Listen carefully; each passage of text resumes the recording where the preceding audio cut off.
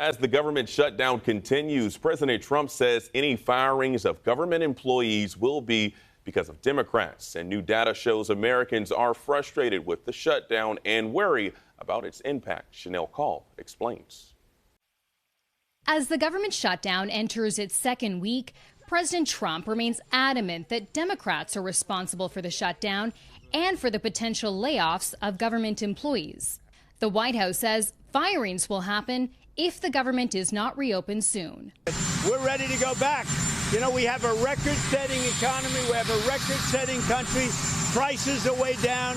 We're doing better than the country's ever done. And the Democrats hate seeing that. It's up to them. Anybody laid off, that's because of the Democrats.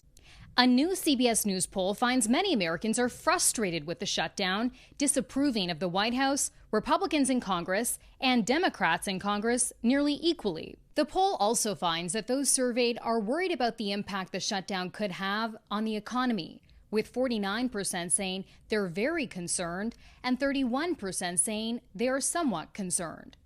On Sunday's Face the Nation, congressional leaders from both sides of the aisle blame the opposing party for the shutdown, with Democratic leaders saying they're fighting for Americans' health care and Republicans saying the Democrats are being unreasonable. We have a health care crisis in America caused by the Republicans. They've barreled us towards a shutdown because they don't want to deal with that crisis. There's probably 400 different ideas on how to fix that, but we need a little time to do it. We're not saying that we won't negotiate it. We're saying turn the lights back on in Congress.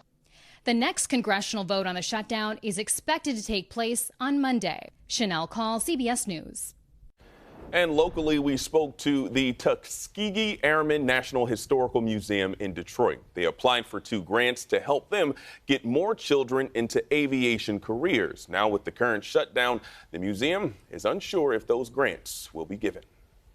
Those grants were to be announced at the end of the fourth quarter, the government fiscal year, which would have been earlier this week. And because of the government shutdown or looming government shutdown, I don't think those announcements were made. We were not notified that we had won or lost in the grant process. I hope the grants are still alive, just waiting for the government to come back. Now, whether they get the grants or not, Dr. Smith says the museum will continue its mission, helping children learn more about careers in aviation and STEM.